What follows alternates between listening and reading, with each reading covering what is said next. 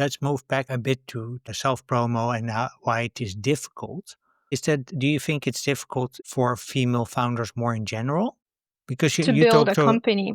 to build a company, but also to do promotion for the company. Definitely. I feel like from what I've again observed from my experience, what I've seen with my female colleagues, they feel more pressure to prove that they're as capable as their male colleagues, right? I feel like we are watched a bit more closely, how we speak, how we dress, how we show up. Do we smile enough? Are we nice enough? How present we are.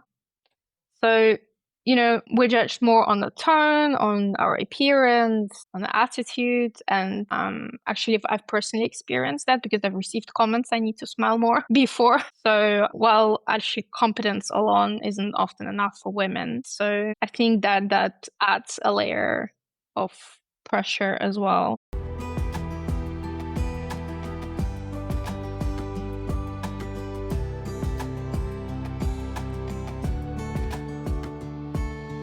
Welcome to Women Disrupting Tech. My name is Dirk Jan Hupkes, and on this podcast I give the women who work in tech the platform they need to inspire and empower each other. Join me on a journey into the world of entrepreneurship, funding, biases and role models to discover the strategies for success in the tech industry. In other words, how women can disrupt tech. Are you ready to listen?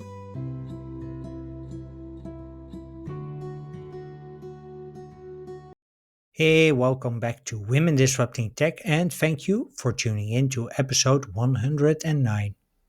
My guest today is Julia Jakimenko. Julia is the founder of Cyberette, a startup that's building a platform to detect deepfakes across video, audio, and images. But, as you'll hear, she's doing much more than that. Julia Jakimenko studied human rights law. She shifted into tech because she saw the potential of technology to simplify, support, and protect people's lives. And now she is on a mission to restore trust in what we see and hear online.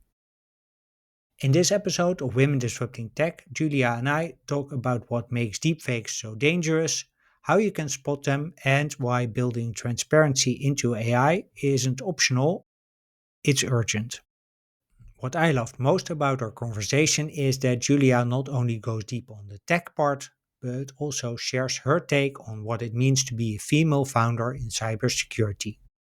She opens up about the challenges of self-promotion, how she's redefined success for herself, and we cover the emotional work behind staying true to your vision, especially in a space where, for female founders, competence alone is not enough and where the number of role models is still too small. So when you're ready to listen and learn how Cyberette battles deepfakes so you can trust what you see, please welcome to Women Disrupting Tech, Julia Jakimenko. Welcome to Women Disrupting Tech, Julia. Good to have you. Thank you. Question I always ask at the start is how you got into your current job or current position and as the founder of Cyberette. That is a good question.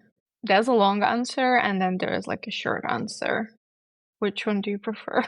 Well, I prefer the long because this The is long long form one. content. So Okay, so I started completely in a different industry because Cyberette is it's a tech company, right? It's a yeah, cybersecurity tech company. But I started my career in law. My first degree was law.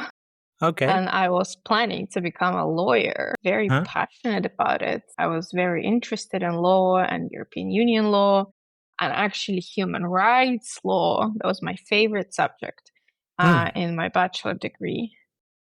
So, and then I moved to England. I completed my law degree, European Union law degree in Poland, moved to England, and then I started working in HR and compliance.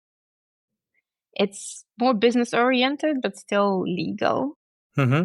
And I ended up working in a lot of tech companies, startups, and that's it. Okay. There was no way back for me. Once I've seen the tech, once I've seen what systems can do, Mm-hmm. how they can automate, how they can simplify our lives, there was any other industry for me anymore, because I was just, that's it. I found myself. I want to be in tech. Yeah. And just, I guess I manifested it in a way as well, a little bit. But then I also sort of tried to shift my career. COVID hit, and then I thought that is a good time to change careers into tech. I was already working with systems, but I was on the user end rather than actually development side.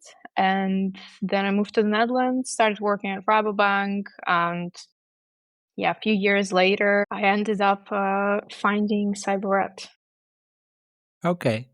And what does Cyberette do? Good question as well. So we are building pretty much a platform to detect deepfakes across video, audio, and images. Very simple. Well, very simple, but it sounds really simple when you pronounce it like that, but it sounds also to me like really technically complex, because I think I read somewhere that 8 out of 10 people cannot detect deepfakes. So how can you deploy tech to do that? Yeah, so we actually, you're right, we have quite complex, quite advanced technology behind it. So we build our own deep learning models, and we use combine multiple detection approaches. So it's like pattern-based fraud detection, neural forensics analysis, and then provenance verification, and many more approaches. Okay, so there's actually advanced tech behind it. yeah.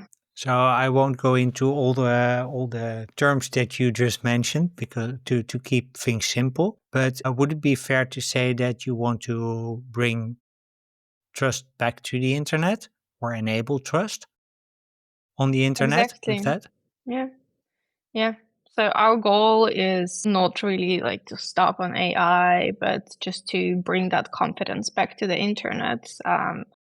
Keep people and companies confident in what they're seeing online, and help to set that boundaries around how AI generated content is flagged, identified, and responded to. Mm-hmm. So I guess the goal is to make that verification process of the media a default. You know how you have 100%, you have like utilizing two-factor authentication or antivirus. So what we want to, in ideal world, make that default for the media as well. So any content that you see on social media, online, or that companies, organizations, governments share should be verified, and people should see that there should be a level of transparency around it. So people can make the distinction between what is real and what is deepfake. Exactly, in the most approachable way possible for people. So maybe can you clarify for us what types of deepfakes there are, and what makes it difficult for people to, let's say, distinguish them from real content? So what is deepfake? Deepfake, it's either AI generated or AI manipulated or changed by the AI media, which is image. It can be voice recording. It can be a video that you see online. It can be a phone call. So fake video, or like a phone call or audio recording. It can damage your reputation on like practically overnight. But it can also be utilized by scammers to get someone to send you money, to trick you into sending money. They can easily pretend to be someone's daughter or grandparent, and then ask for help using different techniques like push-in, urgency, and then get you to share your personal sensitive information. And that can be seen online, that can be used in a phone call. So there are different ways to do it. They can clone the voice, and they only need like 30 seconds of someone's voice to be able to clone it. Okay, so basically what I'm hearing you say is that, for instance, the CEO, CFO fraud that would be done via email is now moving to phone calls, because they can actually clone your voice as a CEO or as a CFO, and then if they have a little clip of 30 seconds of your voice, they can well, they could of course spoof, as they call it, or mask the number that they're calling from with the number of that particular person, and then they call you to say, "Hey, you need to wire that money, and you need to wire it now." Is Yeah, that correct. a form? Yeah, exactly. That's one of the forms. It's not Mm. the only form, but that is one of the forms. And what they often do, they try to get you off email or off Teams, off Zoom, try to get you into WhatsApp, into phone call, because that is easier for them to clone. There's still no perfect way to clone video real time to go on Okay. like a FaceTime call, but on a voice call, they can do it. Mm-hmm. So that's actually probably one of the signals to watch out for, is they're going to try to get you off the email into the phone call or WhatsApp call, saying they're busy, they're on the move. Can you give me your phone number? I'll call you. Something like that. Okay. So those That is are the. something that definitely employees should watch out for. Yeah.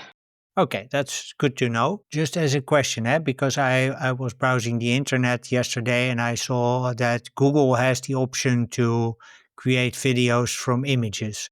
Is that also a form of deepfake that is deployed? That is synthetically generated deepfake. Yeah, that's Okay. one of them. So it's not just changing, cloning. So we have voice cloning, we have image altering, all those Photoshop-like picture changes where you put on face filter to look prettier or whatever you want to see, in your picture. But yeah, also you have those where you can generate really cool videos actually. Yeah, I was experimenting yesterday with it, but now that I hear from you, I'm like, okay, maybe not such a good idea. Although But it's, that's fine, right? Not everything. AI is not only for harm, it's also, it's also for fun. yeah, true. Yeah, like every technology, I think it's sort of, it doesn't care if it's used for wrong or right. Let's take that on a bit later. So you talked about a few ways to spot the deepfake, like really taking care, or being mindful that if people want to take you off email into WhatsApp, that's a red flag. Are there any other red flags that you can use to spot deep fakes? Definitely. So the pressure to act fast, that is probably ultimate signal. I would say any security awareness trainings will definitely mention that. So, and in any sort of social engineering, even via email, if you see someone is trying to push you to do something fast, that is the first and the biggest red Yeah. flag. Yeah. But if we're talking about the video, if we're talking about video deepfakes, just look for any like unnatural blinking or weird light that falls on the face, on the skin, any stiff facial expressions, any weird pauses, robotic tones in the voice, also background noises that do not match the picture that you're seeing. Mm-hmm. If you've seen someone at the office, but then you see some cars on the background, like, I don't know, some construction, or actually construction noises is realistic, but if, I don't know, if you see some completely opposite noise to what it should seem like, then it's better to ask or question that, and that's already like a small flag. Why is that noise is completely opposite to what I'm seeing? So I think it's just like a combination of multiple red flags then that should Okay. raise questions in your head. Yeah. We call it zero trust in cybersecurity. Zero You call trust it approach. a zero Zero trust. trust. Okay, so I'm still of the generation of trust but verify, but then your approach is more like don't. Yeah, I think millennials are zero trust. A bit more skeptic, yeah. Yeah, our generation is. Just to add to that, because if you look at AI and also at video, for that matter, the platform that we're recording this on, Riverside, does a pretty good job in creating clips, etc., and help you with putting together really nice looking video clips. So it works really fast, or it progresses really fast, I should say. And also already described how difficult it is to spot deepfakes, especially if you're not paying attention. How can we ensure also taking that taking that zero trust approach? How can we ensure that we keep using AI for good? Well, I would say bringing that transparency around AI, because if now we go into social media or read some news, the only reason we can suspect that the source is verified is just by looking, okay, this is Bloomberg, it must be real, right? Yeah. Or I don't know, some news daughter, now that must be real, right? But we don't know, because they also getting their media, from some witnesses or journalists, and how did they know that what they're sharing is 100% true, unless they've taken that picture themselves, or taken that video. So I think bringing that transparency to the next level, Hmm. because people should always know when content is generated and when it is real, especially when it comes to politics or journalists or something very serious. Even regulations is not enough. We have AI Act now in US. We have some bills passing through, I think, in California around deepfakes. But then in Asia, there's still nothing, right? And we read Asian news, right? So Earth is not that big. We're still all, open to, absorbing news sources from all over. And so I think having standardized regulation globally, that would really help.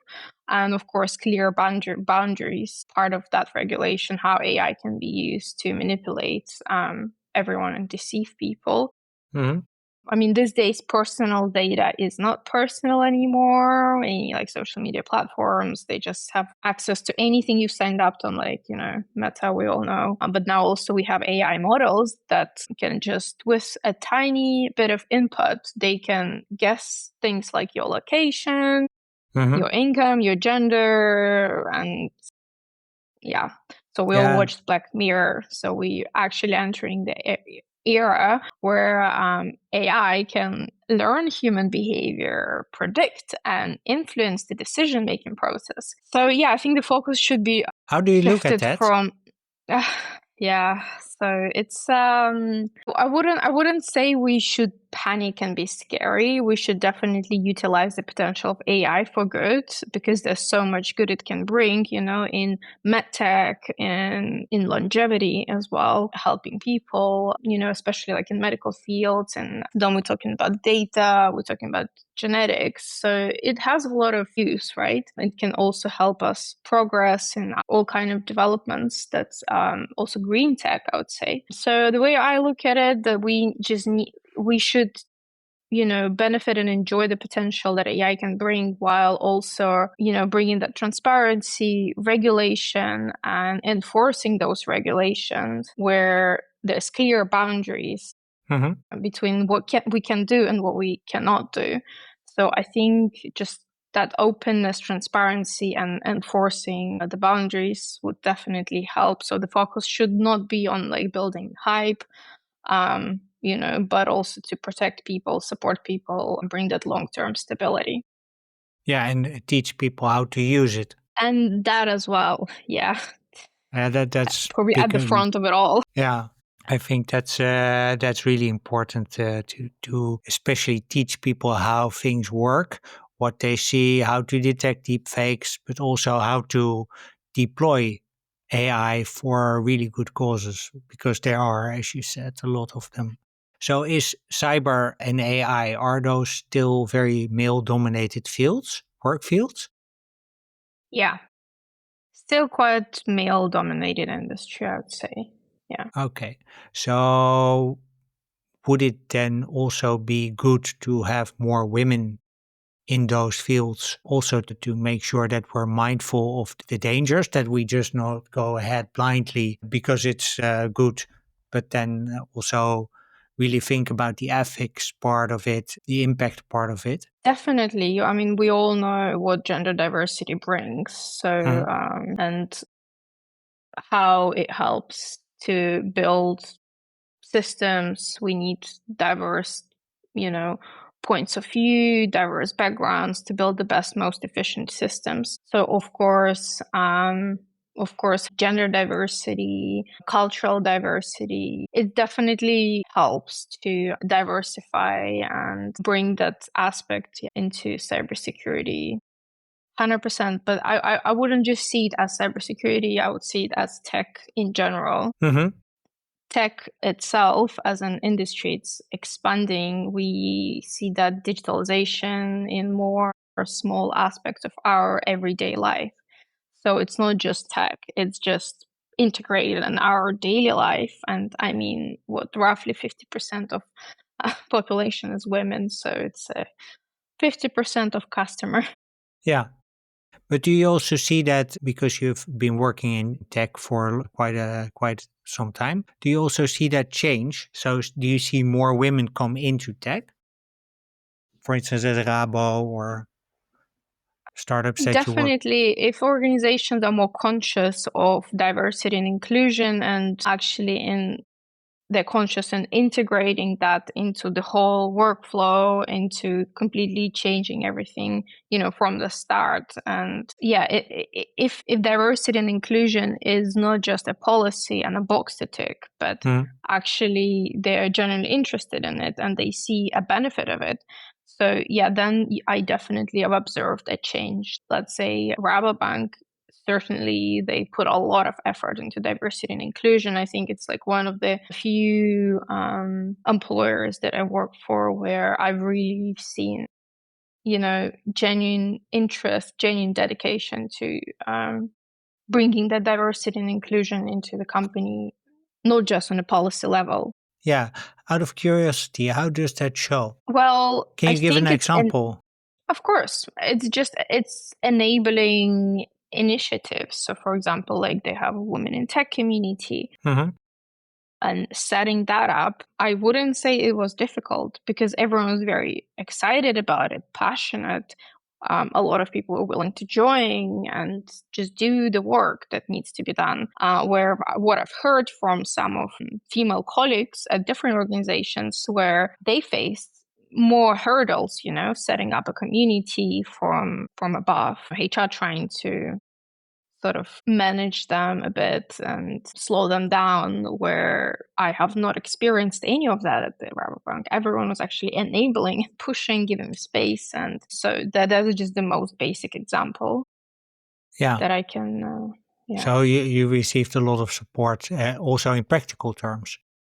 100%, yeah. Okay. Do you experience the same as a founder of Cyberette? As a founder, you're a bit more isolated. So I had to consciously build a community of people around me or join communities.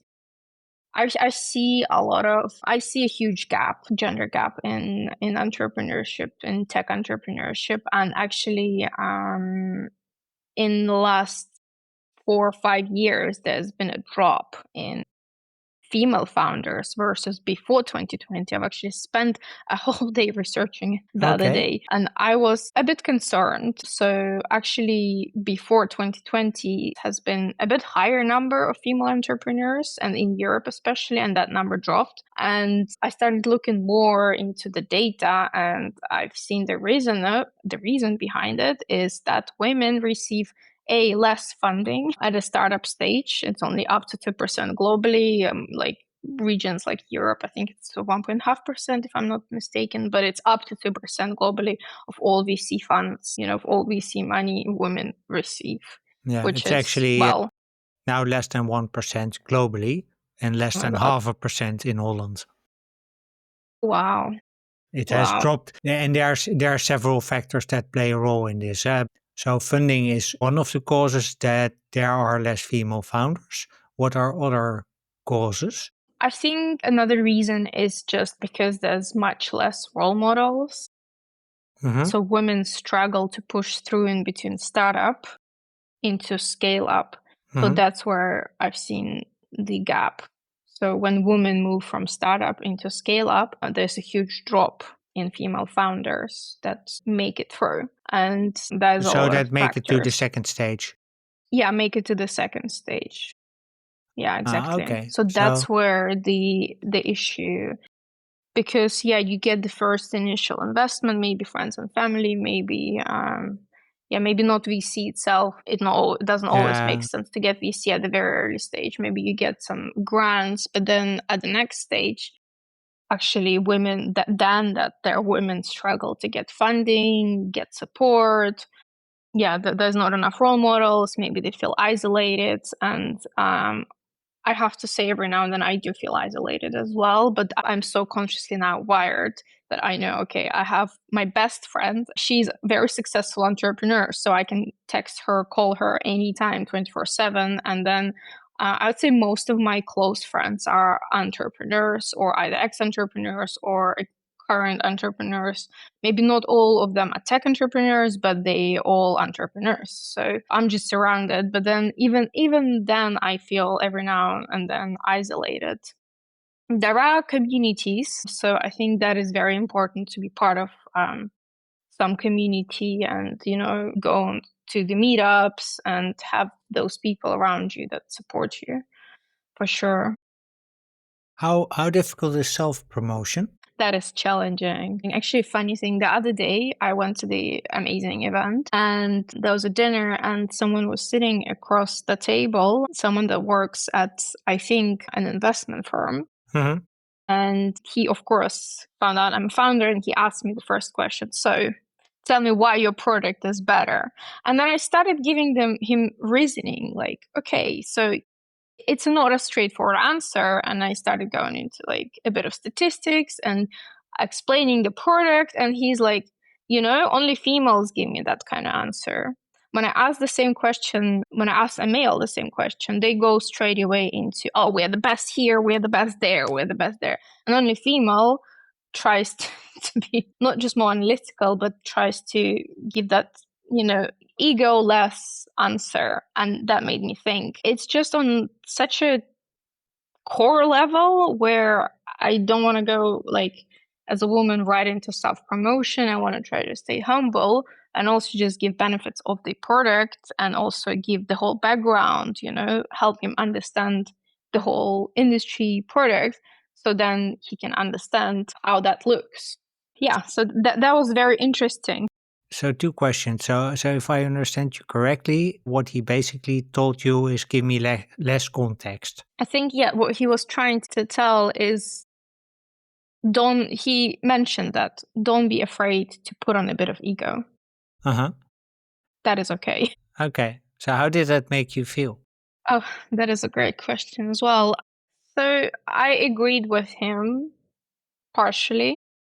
And then partially it just made me question, like, why that was not my first reaction. Why did I not right away started giving the benefits? And I thought, and then my next thought was, well, because something that I'm building is bigger than me, it's bigger than you or him, it's for the world.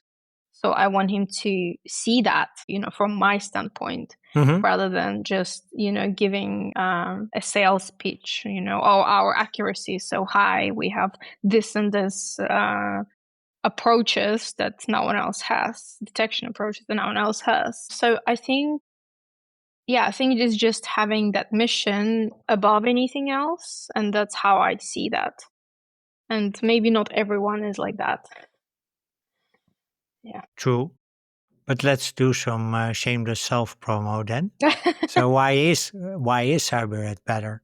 What makes it better? What makes it unique? Let me put it that way. We have explored multiple detection approaches that I've mentioned earlier, I think.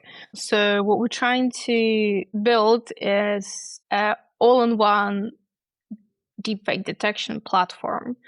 So we don't just take one architecture, and that's what I know quite a few competitors do. They have one architecture that they use and a couple of detection approaches. We explore multiple detection approaches, and our accent is on forensics detection, and giving that forensic reporting, forensic explanation, and comprehensive overview of what is real, what is not. So it's not as simple as, okay, the image, the video is real or not. It's giving the full explanation, the background behind it. And we're going as deep as giving the metadata information where, for example, the media was created, maybe even details like date, like locations. So it's not high level insights, but we focus on deep level insights while also ensuring that we diversify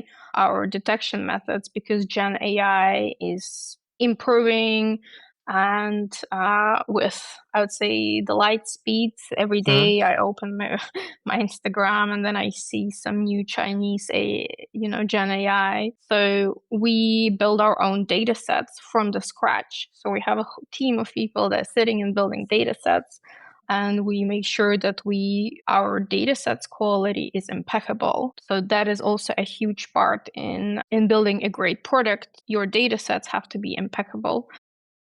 And we have privacy first approach as well.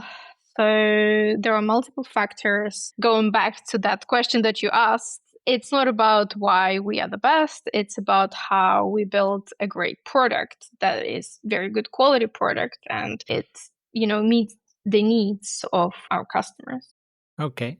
So it's more holistic in terms of That's the correct. detection, but also in terms of approach.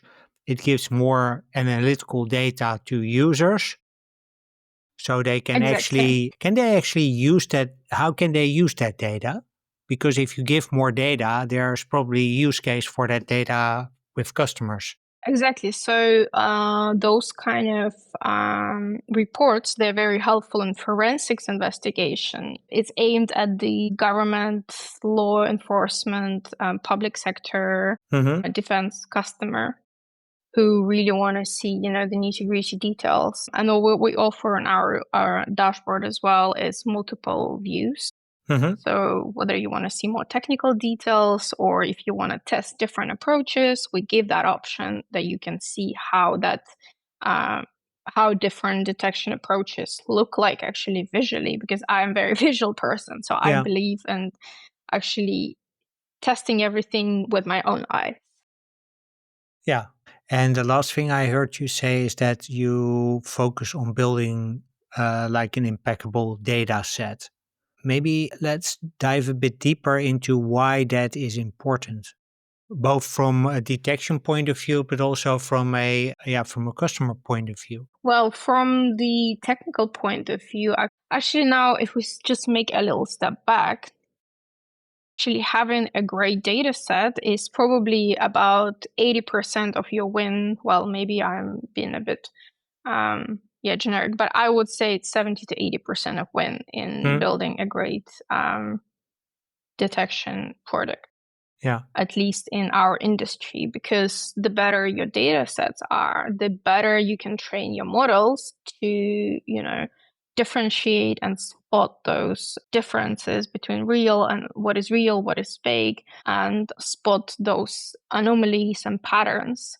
So actually those data sets, well, a foundation to great models. So that is one of the reasons. And of course, our job is to maintain them and update them on a regular basis. So it's a lot of work, but it's a fun work. We enjoy it. Okay, well, that's important to enjoy the work that you're doing. At least in my experience, it keeps you going. Definitely. Yeah. And of course, from the customer perspective, we want to deliver clean, high quality product. And we want to make sure that our product is privacy first as well. Hence, So why is that important? we Because you just highlighted, so your customers are mainly law enforcement, law firms, forensic firms who want to pick apart, let's say, who need more data to detect deepfakes. Or is your yeah, product so that's also not our main customer, but that is a customer for whom we're building the forensics dashboard for sure. But we have a more user-friendly versions for media or maybe a bit less techy type of customer. So it's not all very technical, but we have an option for it to be more advanced. Okay, because I was the more technologically advanced people usually care a lot about the data, getting as much data as possible, and maybe less about privacy. Because especially in law enforcement, you want to enforce the law. Correct. Yes, but So also there's the balance with privacy. Theirs is different from, let's say, if you're a regular company where you at least have to want to uphold the privacy rights of your employees and customers. Exactly. That is the case, yes. But also what I also try to say with the privacy first approach is it's really important to make sure that the way you collect data to train your models, because we all know, we put personal data into ChatGPT and that is not your data anymore. That belongs now to everyone except you. So we do not retain the data. So that is one of the probably also very important bits that I'd say everyone in our industry should be very conscious of, that we do not retain any data from the customer without permission. It's, privacy first built at its core. And the way the data sets are built as well, we do not, utilize public data that does not belong to us. And we do not have, we do not have a permission to use it, we're not going to use it. So then we had to go through a few, rounds of really manually collecting and gathering the data and putting quite a bit of effort from the team members who, created those data sets. So that's what I'm also mentioning when it comes to collecting data. You also have to be very privacy first minded. Like it has to be at the core of the mindset. Is that something you spot in male co-founders as well, that they have this privacy first approach? I think our industry is still very new. It's not very, sadly, not very transparent right now around, deepfake detection products. The companies are not as transparent as I think we should be around, knowledge sharing and maybe having one united platform for benchmarking and also for, also regulating who's regulating us. This whole regulating AI companies is still, up and coming, those regulations. So I think until that is set, we actually don't know who is doing what. We can only trust their word. There's no organization that can, come and audit our data sets, let's say. That doesn't, well, it exists, but not to the point where it's widely used and widely utilized and widely known.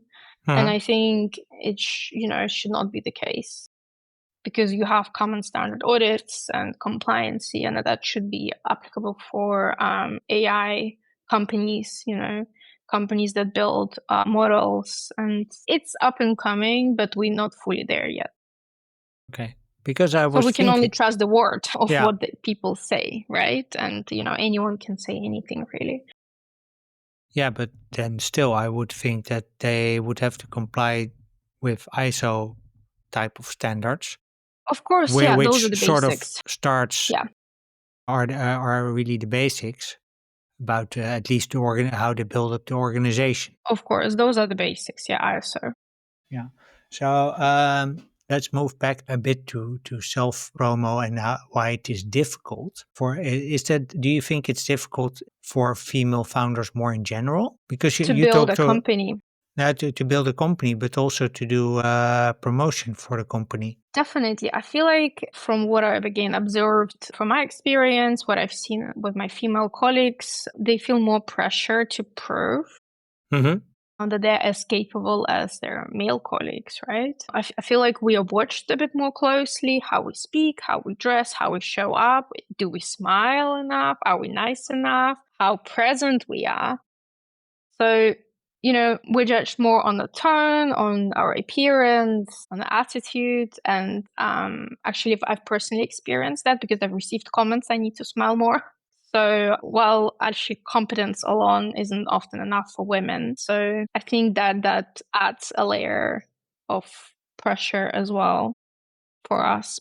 All the norms, all the social standards, again, when we start going to school and studying, what is normal for a girl to be like, for a guy, that where we end up, a lot of females end up not being very driven about building their own business in the end, because it requires a lot of masculine energy to push through. Okay, I'm a bit silent now because why does it require more masculine energy? Because it's competitive? Let me rephrase this. There's always going to be competition of sorts. So that's I think a masculine value that is really difficult to evade. But other than that, is there a way for a woman to build a business on her own terms? There is, but I think we need to understand what it takes to build a business first. It takes a lot of self-belief.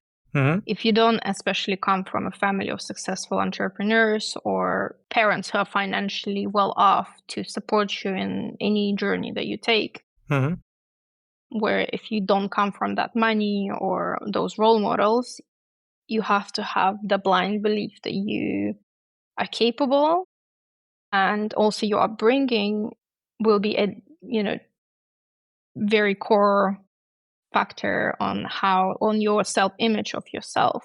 And if you grow up in an environment where you bullied a lot, you judged a lot, you're questioned a lot, everything you say is used against you, then your self-belief is going to be somewhere at the rock bottom. So it takes a lot of self-preservance and self-belief, and sometimes a little bit of delusion that I'm capable, of doing this, and maybe a little bit of ego as well. Well, healthy ego. So how do you do that for yourself? How do you keep yourself, I wouldn't say delusional, but how do you keep your spirits up, especially when times get hard? For me, it took a lot of inner work. So I don't come from money.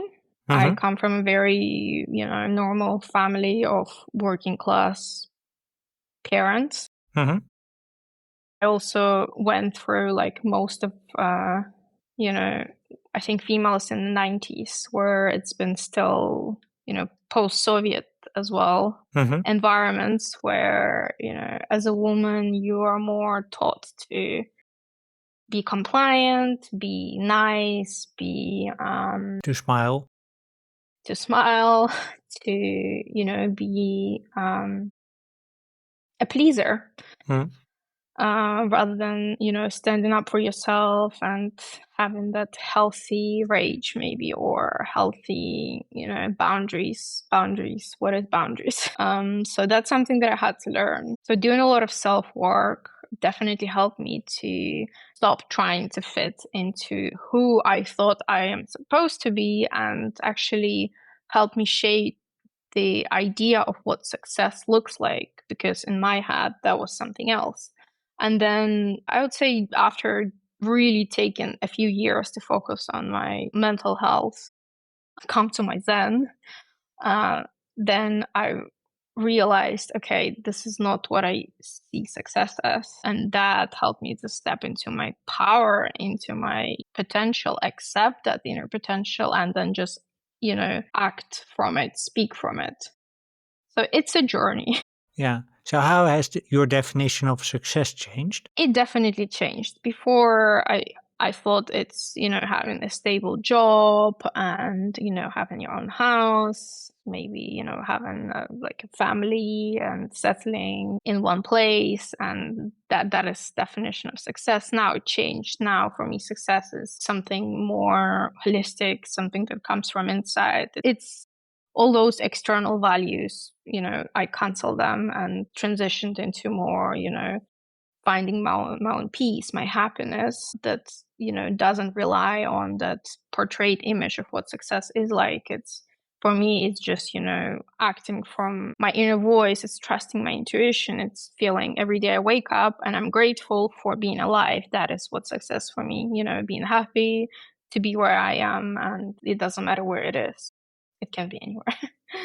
So you said you also worked or lived and worked in different, let's say, cultures, because you come from a Soviet, post-Soviet background, Ukraine, I think. Yeah, that's correct. Yeah, I was born in Ukraine. Okay. And you lived in London and now you live in the Netherlands. How does that help you as a founder or as a human? That definitely helps me to be a bit more adaptive. So where I had to, switch between different cultures, different systems, and that definitely helped me learn to accept people maybe more the way they are, accept differences, and, feel at home anywhere, really. So that is probably one of the things that definitely helped me, and that adaptability I bring with me to business, where startup environment is all about being agile, and that is in me. I strive in change. I love change. We moved around a lot as well when I was a child, so it's completely fine for me. I'm very minimalistic. I don't need much. I need one suitcase to be happy. Yeah. And have my things. It fits in one suitcase. And that is enough. And I think it also helped me to be a bit more perceptive. So because I've met so many people in my life, and through traveling, I've been to 38 countries. I've lived in over 7 countries. So yeah, I think being perceptive and just seeing through, the surface level performative dynamics. And that again really helps in career and business. Also, psychology degree helps with that as well. Yeah, that I can imagine, because I think you're then also taught to observe a lot. Definitely observe and make decisions really fast. And I think as an entrepreneur, that's something that is a must, because the more decisions we make, the more mistakes we make, and then we can improve faster. So I think from my experience, that's definitely helped. Just don't overthink sometimes. Sometimes I also end up falling into a pattern where I overthink, and then I'm like, wait a minute, why does that matter? You don't know. So just make a decision. And that really helps. So basically also being able to intercept your head running away. Exactly. Yeah. So I want to move back to success for a moment, and I want to move forward in time to 2032. And let's imagine that Cyberette is really successful.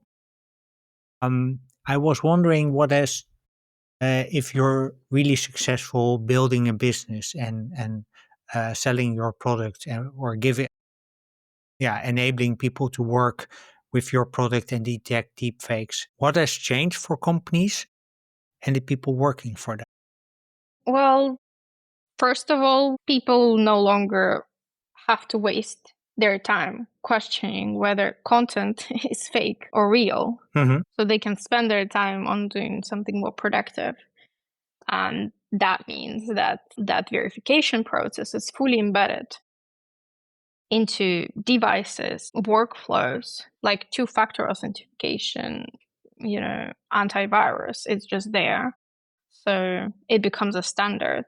I think that's the first thing that really comes to my mind. And then people don't have to then second guess, am I looking at a real message? Is that or like real, image, video? Is that a deep fake, or am I receiving a call from my mother, or is that someone pretending to be her? So it should be embedded into systems, into devices. Secondly, I would say global standards and those providers of global regulations around media authenticity like C2PA, or there's a global united body that regulates AI, and those regulations are enforced, and companies are held accountable for the content that they share. And then, of course, employees are trained to work within verified privacy first systems, and people understand AI. They know how to work with AI. They're not afraid of AI. Yeah. So in a nutshell, yeah. Is that also the ultimately what you want to achieve? Is make people less afraid of AI because AI definitely is used for good? Definitely, because what we are usually afraid of something that we don't understand. But if we understand, we know how to utilize it, and there is boundaries around it that's safe to protect us. There's digital safety. I think people will be less scared of the AI and its potential if it's regulated in a transparent, globally enforceable way. So digital safety becomes a default for our society, not something that we have to ask for, send an email to cancel my, I don't know, don't use my data, but it's a default, Systems have to be able to guarantee that safety by default, and, governments should really support that. Yeah, fully agree. I'd say that's the very end goal, bigger mission. Yeah. Cool. So my bigger mission is to make inclusion in tech the new normal by the end of 2032. What is one thing that we need to do to get there, that I would need to do to get there? Wow.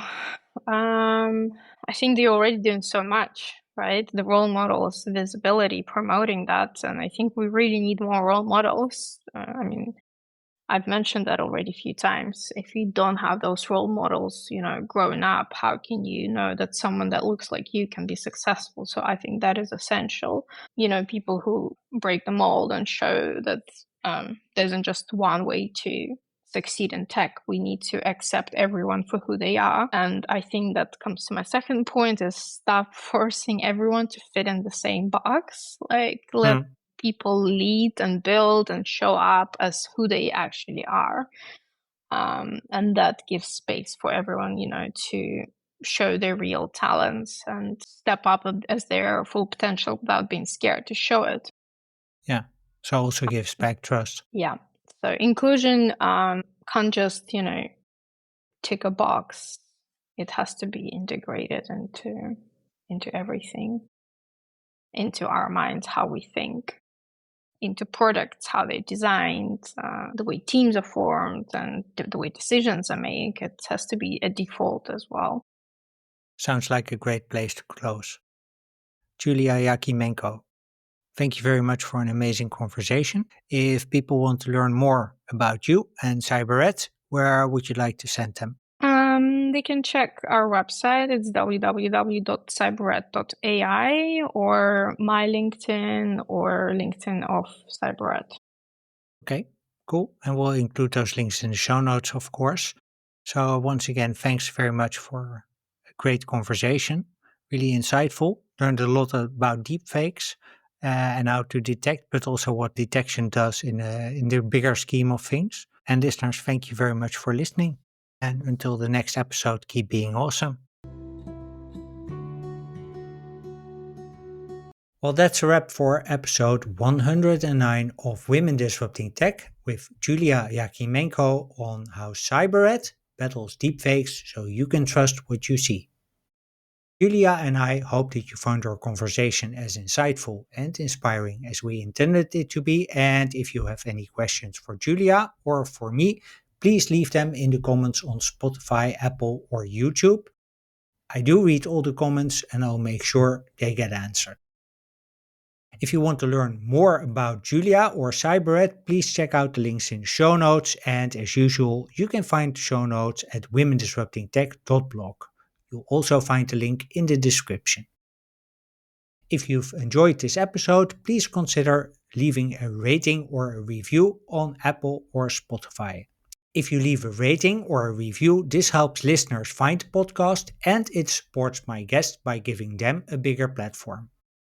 If you're a regular listener, Make sure to follow Women Disrupting Tech on Spotify, Apple, Amazon, or YouTube. If you follow us, it's a simple, zero cost way to support Julia and my other guest in making inclusion in tech the new normal by the end of 2032.